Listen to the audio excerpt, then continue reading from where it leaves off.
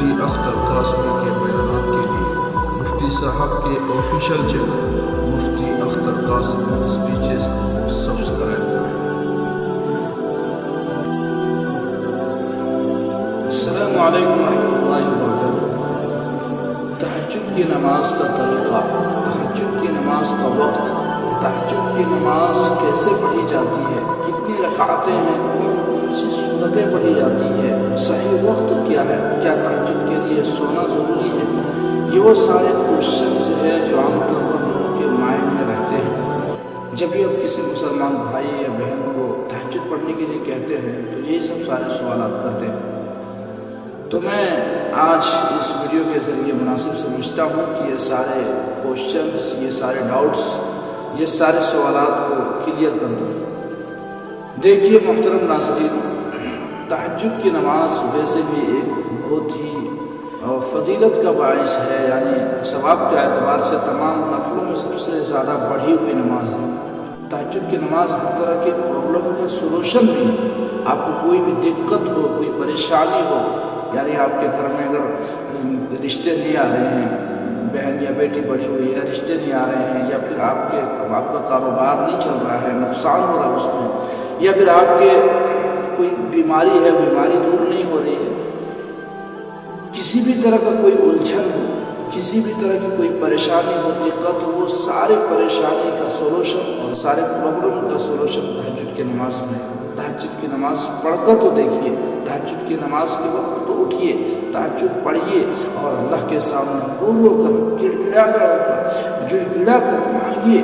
انشاءاللہ آپ کے تمام پریشانیوں کو اللہ دور کرے گا، آپ کے پرابلم کو سولو کرے گا۔ اللہ تعالیٰ آپ کی دقتوں کو دور فرمائے گا، آپ کی مصیبتوں کو ہٹا دے گا۔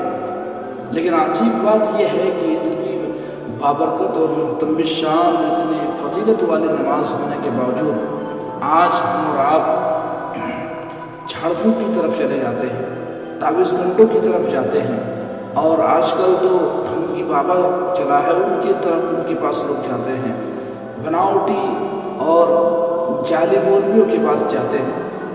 لیکن تہجد کے وقت اٹھ کر 10 منٹ اللہ کے سامنے رو رو کر، گڑ گڑا کر 10 منٹ اللہ کے سامنے رو نہیں سکتے، اللہ کے سامنے ہاتھ اٹھا کر دعا نہیں مانگ سکتے۔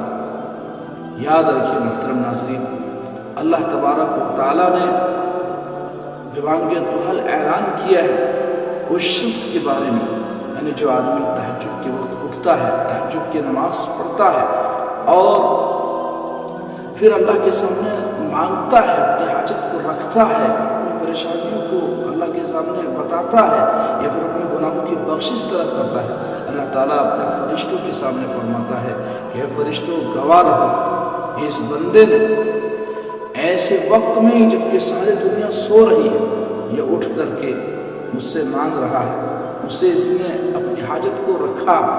دیکھیے میں نے اس کی تمام وہ چیزیں پوری کر دی جو اس نے مانگی، اس کی وہ تمام وہ خواہشات جو اس نے مانگا ہے وہ عطا کر دیا، تم یہ سب اس پر گواہ رہو۔ تو یہ تہجد کی نماز کی فضیلت ہے میرے دوست۔ اللہ کی جانب سے منادی ہوتا ہے، اعلان کرتا ہے باضابطہ، یہ کوئی ہے گناہ کی بخشش مانگنے والا، گناہوں سے مغفرت چاہنے والا کہ اس کی گناہ کو معاف کر دیا جائے، کوئی ہے کوئی حاجت اور پریشانی کو دور کرنے کے لیے اس سے کہے میں اس کی پریشانی کو، اس کی حاجت کو دور کروں۔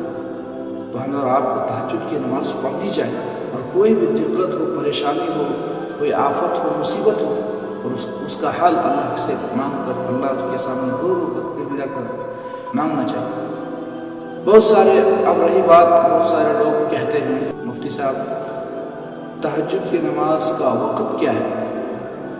تو اس وقت کے سلسلے میں آپ کنفیوز نہ ہو۔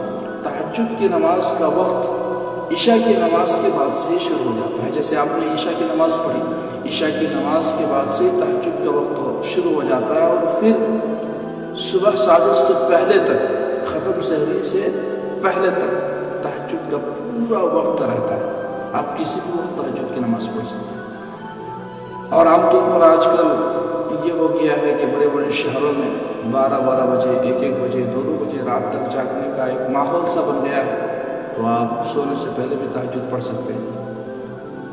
کیونکہ پھر فجر کے وقت میں اٹھنا ہے، تہجد میں اٹھنے کی دقت ہو سکتی ہے، اس لیے تہجد پڑھ کے سوئیں۔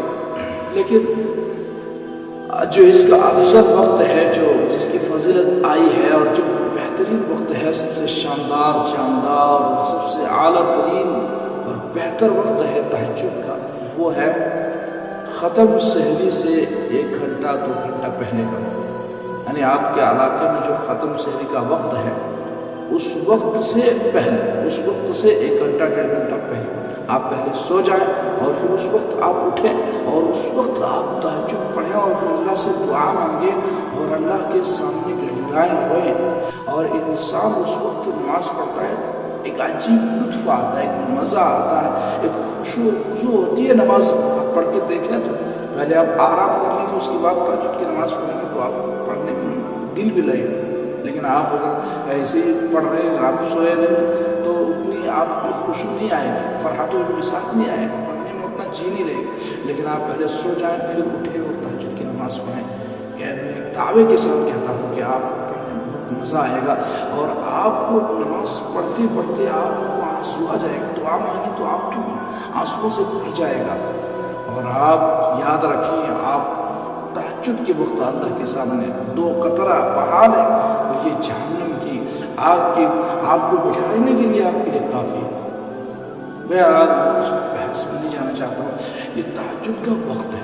اب تہجد کی نماز کا طریقہ کیا ہے؟ دیکھیے نا، تہجد کی نماز کا طریقہ سمپل سا ہے، آسان سا ہے، جیسے اور نفل نماز پڑھتے ہیں ویسے تہجد کی نماز پڑھنا ہے۔ تہجد کی نماز میں کوئی الگ سے کوئی طریقہ اور نہیں ہے، جیسے اور نفل نماز پڑھتے ہیں ویسے ہی تہجد کی نماز پڑھنا ہے۔ بس 2 رکعت کر لینا ہے، 2 رکعت پڑھنا ہے، 2 رکعت 4 رکعت بھی پڑھ سکتے ہیں ایک سلام سے، لیکن 2 رکعت بہتر ہے۔ 2 رکعت کر کے ایک سلام سے 4 رکعت، 6 رکعت، 8 رکعت، 10 رکعت، جتنی چاہیں 12 رکعت پڑھ سکتے ہیں۔ لیکن عام طور پر حضور صلی اللہ علیہ وسلم کا جو معمول تھا وہ 8 رکعت کی تھا، اور صلی اللہ علیہ وسلم کی سنت بھی ہے، عام عادت آپ صلی اللہ علیہ وسلم کی 8 رکعت کی ہے، اس لیے آپ 8 رکعت پڑھیں۔ اور اب رہی بات کہ نیت کیا ہے تہجد کی نماز کا نیت، تو تہجد کی نماز کی نیت کوئی زیادہ مشکل بات نہیں ہے۔ نیت کرتا ہوں 2 رکعت تہجد کی نماز نفل، اور واسطے اللہ تعالیٰ کے میرا کا واسطے تک اللہ اکبر، یہ زبان سے کہنا ضروری نہیں ہے، آپ کہہ لیں تو اچھی بات ہے، نہیں کہیں تب بھی کام چل جائے گا، دل میں نیت ہونی چاہیے۔ دوسری بات، جب آپ نیت باندھ لیں، اللہ اکبر کر کے تہجد کی نماز کی نیت باندھ لیں، اس کے بعد آپ سبحان اللہ پڑھیں، الحمد شریف پڑھیں۔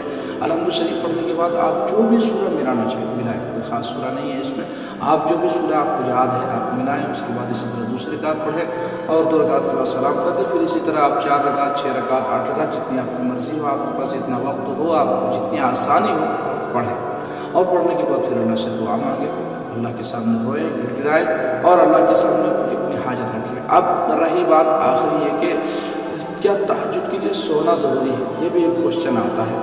دیکھیے، تہجد کے لیے تو سونا ضروری نہیں ہے، میں پہلے بتا دیا کہ تہجد کے لیے سونا ضروری نہیں۔ بعض لوگ یہ کہتے ہیں کہ تہجد کے لیے سونا ضروری ہے، سونا ضروری نہیں، لیکن ہاں سو کر پہلے تھوڑی دیر سو لیں گے، اس کے بعد تہجد کریں گے تو یہ آپ کے لیے بہتر ہوگا، یہ افضل وقت ہے۔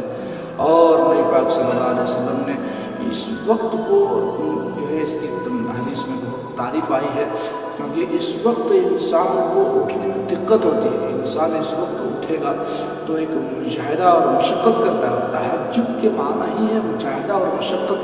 تہجد ہے، تہجد و تہجداً باب تفاعل سے علماء کرام جانتے ہیں تہجد کے معنی ہے